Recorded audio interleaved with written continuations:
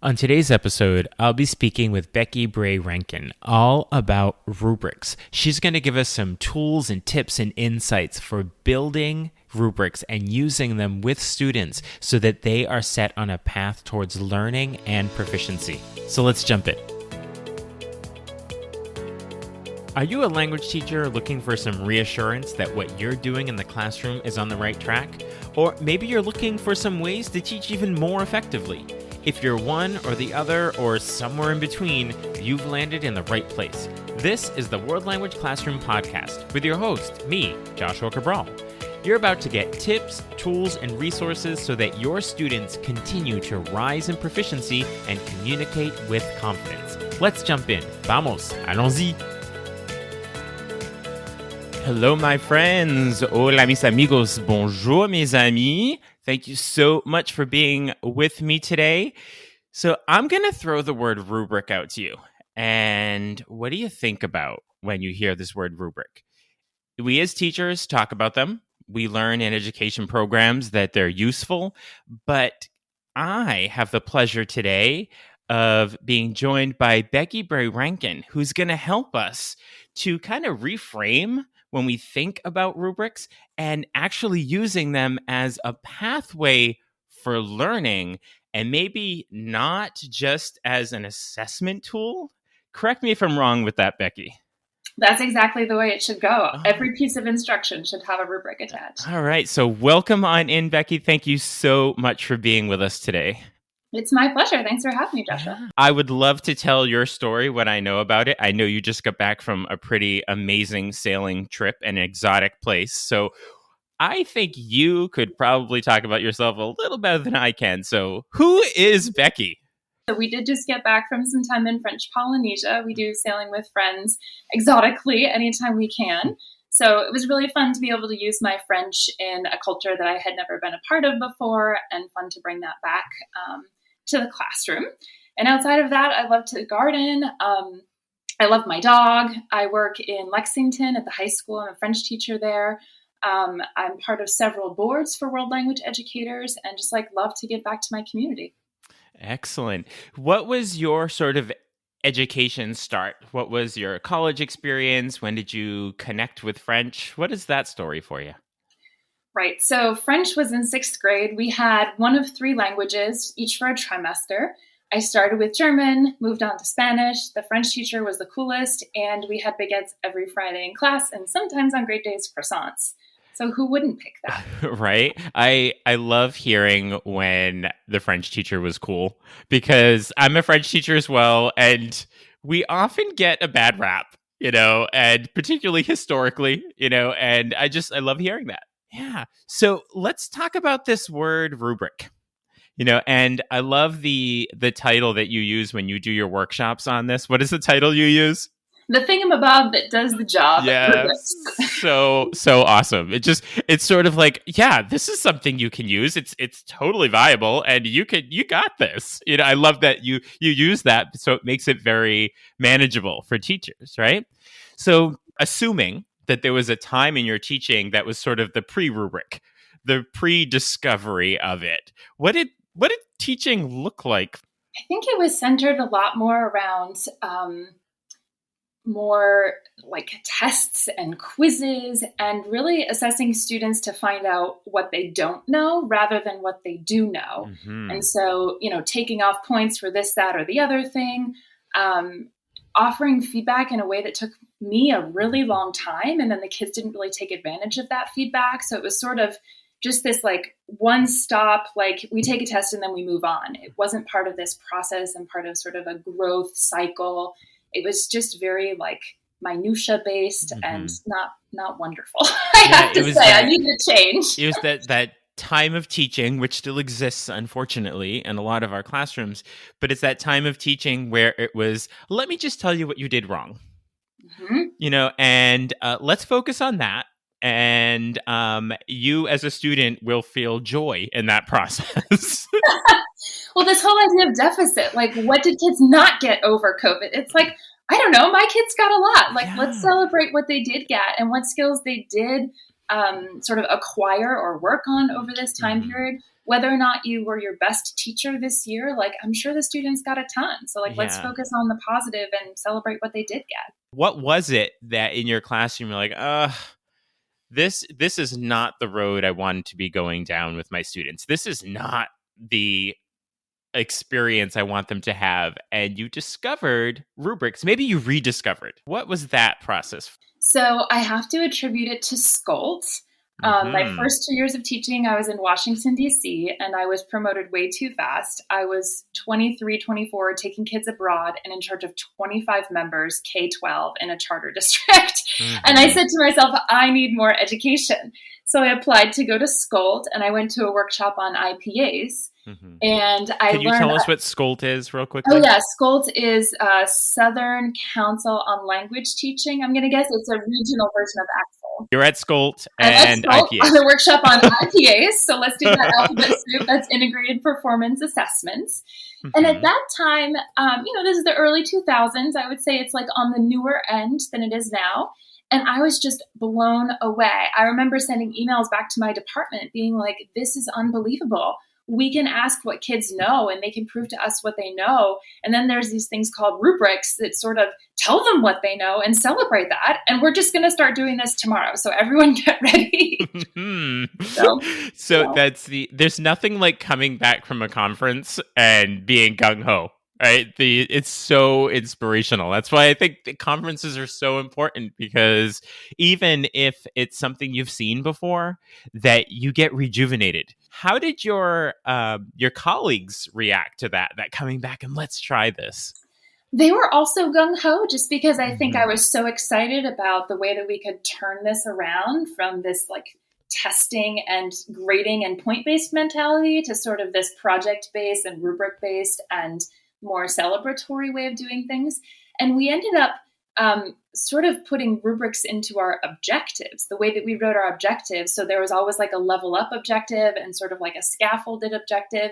And we sort of, with some extra time over the summer as a department, we were really able to think about each day, each lesson, each assessment, kind of on this idea of growth mindset and on rubrics. And so it really became an integral part of teaching there.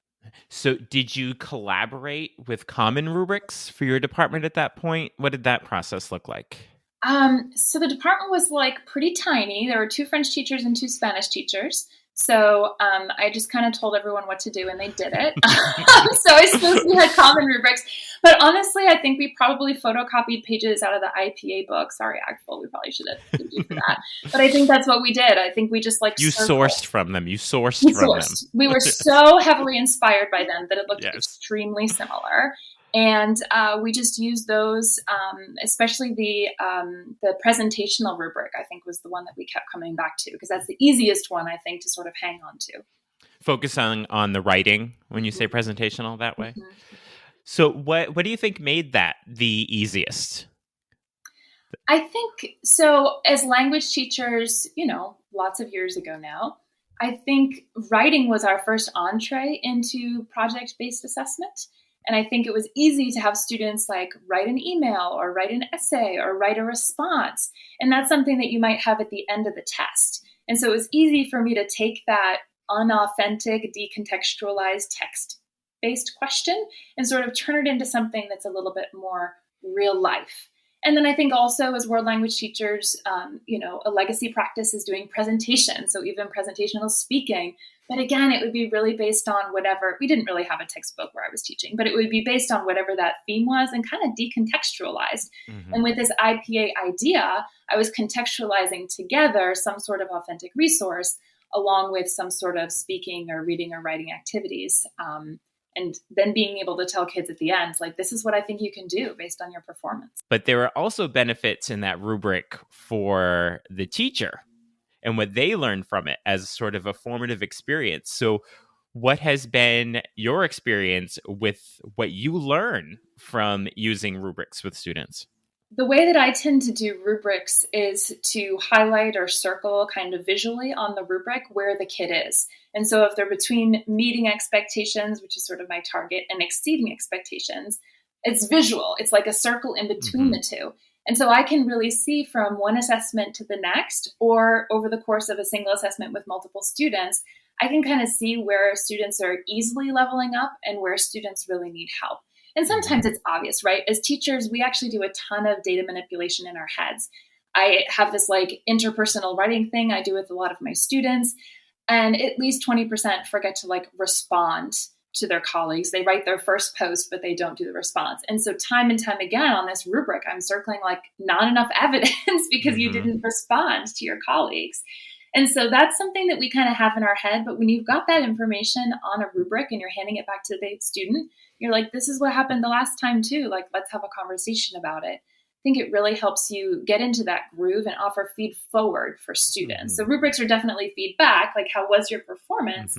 But then changing that tone to what can you do next time? Because we're going to use this rubric again. Where can you level up next time? How can you meet my expectations next time? And what does that feed forward information look like for students? So I guess you're saying visually you have it marked on the rubric that not enough information or didn't go deep enough, whatever the language is. So then how do you communicate to the student like where they go to go deeper? Yeah, great. So oftentimes I'll, circle whatever it is on the rubric, and underneath I'll use the language, this time you chose to, next time you could. And it's very like... Could you say that one more time? That was so important.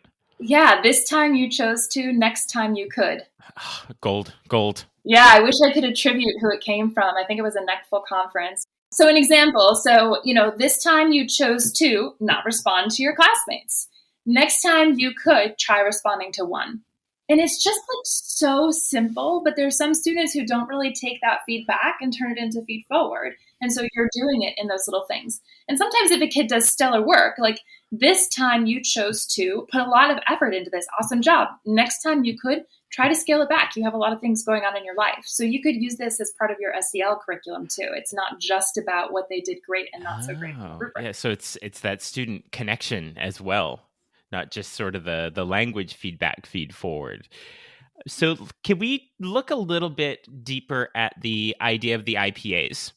And you're creating these rubrics, and I believe you sort of have this cycle that you use. Yeah. So it's learn, practice, assess, reflect, LPAR. And I wish that there were a better acronym than LPAR. It doesn't roll off the tongue like IPA does. Learn, practice, assess, reflect. And I think that this sort of cycle happens in any task that you give students, any lesson that you create for students, any unit you create for students. It's sort of that cycle. You're going to teach it, they're going to work on it, you're going to give some sort of assessment, and then you need to reflect on it. And I'm a huge proponent of reflection. If you think about it, rubrics are kind of for teacher feedback to students, and reflection is for self-feedback for students. And so if they don't have that chance to think about what your reflection is and what their reflection is, they're not going to have that opportunity to move forward. So in the LPAR cycle, what it's really important to do is have your rubrics in every single spot. So when you open up the lesson, telling kids what their objective is by the end of the unit, or by the end of the day, or by the end of the task, that's something that I think we all think about. But match it up with your rubric. Be really clear with kids. These are the areas that I'm asking you to look at today. It really is easy to look at in sort of the unit assessment. So if you know what your performance goal is at the end, and you give them the rubric in the learn part, then they can sort of check off their own learning as they go. And then when you do it in the practice part, they can practice against the rubric, they can reflect on it, they can sort of say, this is where I needed a little bit more help. You can offer some differentiation. When you actually assess them, they could have the rubric right there with them so that they know exactly what you're going to be looking for in what they're doing. And then when you give them the feedback, again, they have that rubric with them so that they can have that feedback feed forward cycle. So I'm assuming that you have different rubrics essentially different rubrics for the different communication modes. So you have your interpersonal, they might use similar language, but the skill looks different. So once you have those, say you have your interpersonal rubric or your presentational writing rubric, do you use that same rubric for every unit, or do you sometimes tweak them? I do. I have like 4 rubrics I use all the time, and I try to keep the language somewhat vague enough that I could like insert one word. So my 3 honors students, those are my sophomore babies. I love them. It's a class I've been teaching for a long time. And so we do talk about precision. And so, like, whatever our grammar chunks are, whatever our language functions are, that's going to be inserted into my rubric. But 98% of the rubric is going to look the same for my interpersonal last unit and this unit. But of course, as they move up the proficiency, as they move forward on their proficiency journey, they're going to need to level up in different areas, and it might look a little bit different when they're intermediate mid, what their target is, versus intermediate high. But yeah, I have like 4 go-to rubrics that change just a tiny bit depending on the activity. So you have the language of your rubrics is such that when you say vague, it means that you could use it for a novice high or an intermediate mid, because it's just based on the proficiency level. So you have to know, like, what's their text type, what's their proficiency level, what language they should be producing. So if you know that, oh, this is chunked phrases for novice high, that's what you know about the rubric. You don't have to say it in the rubric. And when you're using it for your level 3s, which are in the intermediate realm, you're using the same rubric, but you know what their text type is. So is that sort of I want to make sure I'm understanding what you're saying when you say vague language. Yeah, I think there is some of that there's a few words that I can change to change the rubric from level to level. So I agree with you. I would reframe a little bit that when I'm thinking vague, I'm thinking more about it could be almost any assignment. So if I have a presentational writing or a presentational speaking on really any theme, there's one rubric that I could apply to that so that students can use that rubric over and over and over and over again. And just 1 or 2 words will need to change. Because what I don't do in my rubrics is having any sort of task completion portion of it. So that means that it doesn't matter what my theme or sort of like what the writing is. If it's an email, I'm not necessarily asking for an email format within what I'm saying, but I'm really looking at the language functions that they're able to do. So that's a little bit more the vein I was going. Thanks for clarifying. Yeah, excellent. Thank you for that clarification. When you're creating these rubrics, what's the sort of point scale that you use? Is it a 1, 2, 3? Is it a 1 through 4, 5? What has been the manageable, effective way for you? I have a couple of categories sort of like on the left, that first column. So things like content, impact, comprehensibility. And then on the top, I have 3 columns. For me, it's the one over to the left, but I think a lot of rubrics go backwards. So the first is exceeding expectations. So that's my level up. The next is meeting expectations. So that's what my expectation is, or my standard, the target. And then I have another category called not yet. And that category is not filled out on the rubric. I actually don't want to tell kids what it looks like to not meet my expectations. So it's really clear what it means to meet my expectations. So it talks about the type of phrases that they use, whether or not they use transition words, whether or not they're engaging their listener, whether or not they're negotiating for meaning. And then the level up is really clear. Here's another thing that you could do, not just an intro sentence, but like transitions within your sentence, or not just one follow-up question, but like a detailed follow-up question and a reaction to that. So it offers those 2 levels really clearly on my rubrics. But then I don't tell them what not yet looks like. I let them show me what they think not yet looks like and then convince them to move up. I remember being in a Rick Wormley workshop a number of years back, and he was saying, always just give them what he was using, a 5-point rubric. Like whenever they're doing something, just tell them what'll get them a 5. Don't tell them what will get them a 3 or a 2, because they'll be like, oh, well, today I don't have a ton of energy and I'm not really motivated, so I'm just going to go for the 3 today. Whereas if you just give these are my expectations and keep that center, then that's what they're going to go for. You know, have you, it looks like what you're doing. So it's almost like a 1, 2, 3 scale. I love this. I don't know if you use that. You don't, it's not a 1, 2, 3, but it's sort of the meets or exceeds expectations. But it's the simplicity of that, which I think is so effective. You know, when I see rubrics that, you know, there's 7 categories down and 4 or 5 points, and there's 37, 36 boxes on the page, and it's like, oh my gosh, you know, it's just unwieldy. And I like your idea. So it's almost like a riff on the single point rubric, you know, where you have the 3 columns and you have in the middle where you have, this is the expectation, and then you can say, this is how you went above and you didn't quite meet it, so I can give you some feedback on how you can get there. It's just keeping that simplicity in there is really important.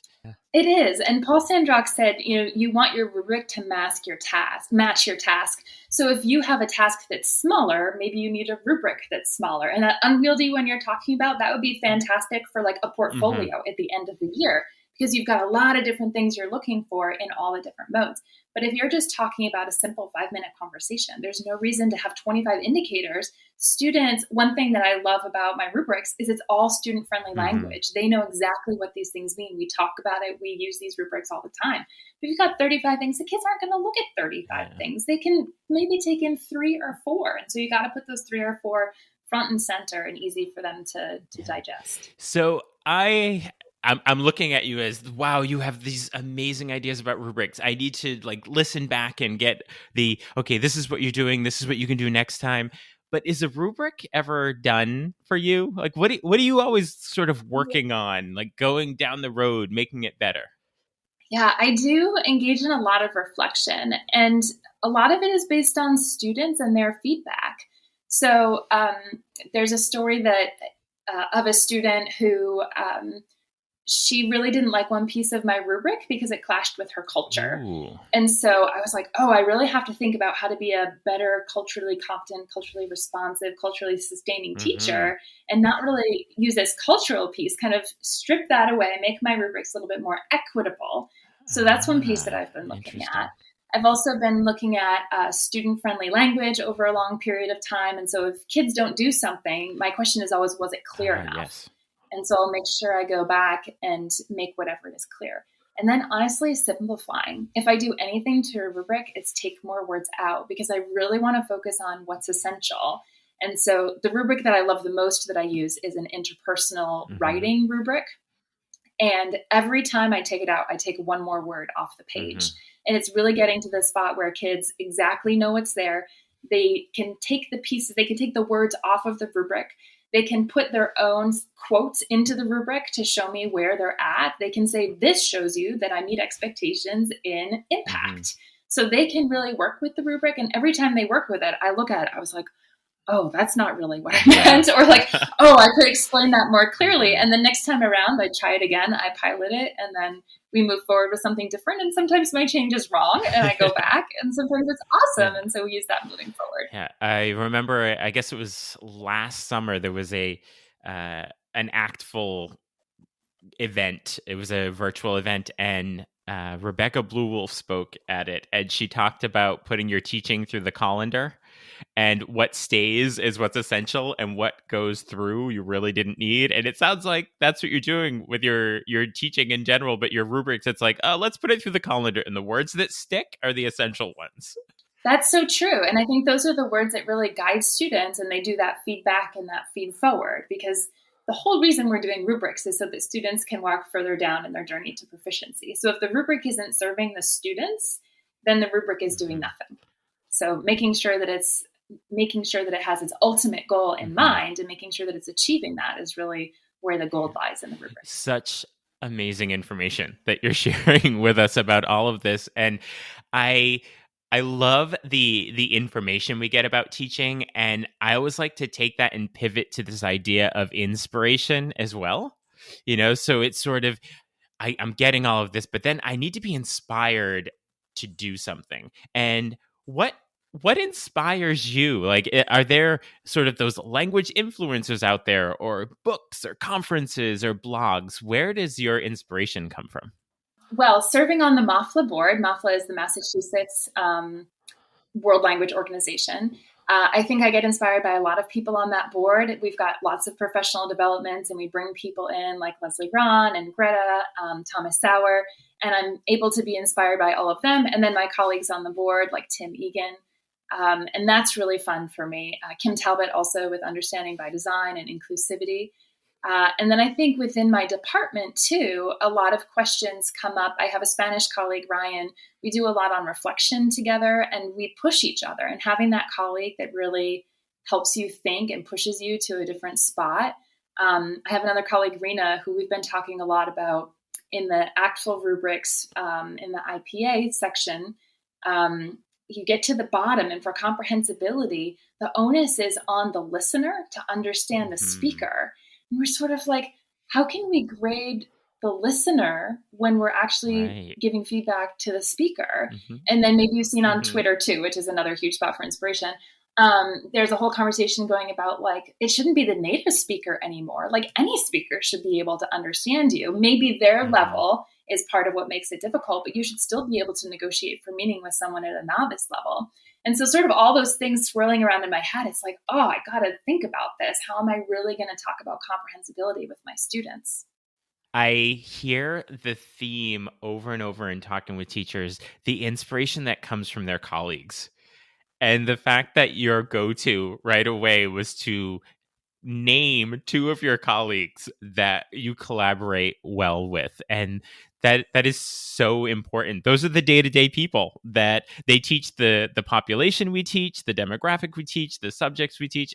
And it's wonderful to have those people because you started off with the context. There's so many wonderful things on Twitter, and I could give you a million people that, well, not a million, but a number of people that I follow and get a lot of inspiration from them. But sometimes it doesn't work within my context, or sometimes it needs to be altered. And so being able to take what you see on Twitter, or if you go to a workshop, or if you go to a conference and bring it back and talk with your colleagues. I have a great boss. She's super flexible, super understanding. She loves to learn too. So we did a standards-based workshop this summer, and all of a sudden we changed part of our grading policy. It was like, yes, we're making an impact here. Yeah, and having colleagues that want to collaborate and not stay sort of stuck is so important as well. Yes. It's that teacher identity that I really appreciate amongst teachers and language teachers in particular. You know, they totally embrace the fact that they're a teacher. If you ask them about themselves, they tell you they're a teacher. They want you to know that. I'd like to take an opportunity right now to maybe take that identity and put it aside real quickly so that I and our listeners can get to know you, Beckie, the person behind the teacher, a little more. So what I'm going to do, and I hope you're up for it, is ask you a couple of this or that questions, just sort of get some insights into different things about you, and then we'll go from there, okay? So here we go. Here's the first question. Call or text? Text, definitely. I love to see people when I talk with them because body language and affect, those are like so important to the conversation. And so I'd either love to strip everything away and just say a couple of words and make it quick, or I want to be in person. Okay, next one here. Spring or fall? I would say spring. We have done a lot of work in our garden over the past years. I love being a city girl, and like that's where my heart is, but my husband moved us out to the burbs. So we're beekeepers and we have like a vegetable garden, and spring is when all of that begins. And when you start deciding what flowers you're going to have for the season, it's the end of the school year. You start thinking about your fun plans for summer. So I think like that rebirth and that like awakening, that freshening of air and just life, you get outside. It's just so joyful. Wow. See, learning, you're a beekeeper. As we wrap up here, if we have teachers that are listening who are using rubrics, they're thinking about using them, they want to use them more effectively. What's your advice about jumping into this rubric world? Where do I start? I would start with a real good reflection on why you're using rubrics. What is your reason? What is your goal with rubrics? Because if your goal is just to slap a grade on an assignment, then I wouldn't suggest you go down the rubric path because it does take some time. But if you really think about what your grading philosophy is, what you want to do, and make sure that that's at the heart of your rubrics, and then you work with students using non-judgmental language and student-friendly language and just talk back and forth. Like, did this work for you? Being open and honest in those ways, I think, is really helpful. And so having that back and forth with students and letting yourself not do the best job at the beginning and then kind of regroup and start over. I think that's something humanizing about us. Well, thank you so much for taking the time to be with me today. I learned so much about just sort of simplifying my rubrics to get to the essentials of what they are. And I'm sure that's what a lot of teachers are going to be pulling from this. So is there somewhere out there in the social media world where teachers can connect with you if they want to either talk about French Polynesia or maybe rubrics? Yeah, so on Twitter, I'm at BBR La Prof, LAPROF. For those of you who are French teachers, that's super simple. And then you can also find me on Facebook with my name. And then I think my email is pretty readily available. It's bray.rebecca@gmail.com. So you can reach out to me in any of those three ways, and I'd love to chat with you. I got some really useful takeaways from that conversation with Beckie all about rubrics. For me personally, I'm going to start to look at simplifying my rubrics a little more, taking out words that aren't necessary so that students can understand them and they're really useful for them. I also need to keep in mind that idea of feed forward and not just feedback, so students can actually continue to learn based on that feedback. Be sure to check the show notes where you can connect with Beckie. There's also a link to sign up for my weekly newsletter, Talking Points, where you'll get tips throughout the week, and you'll also know when new episodes of the podcast come out. Talk to you soon. Bye for now.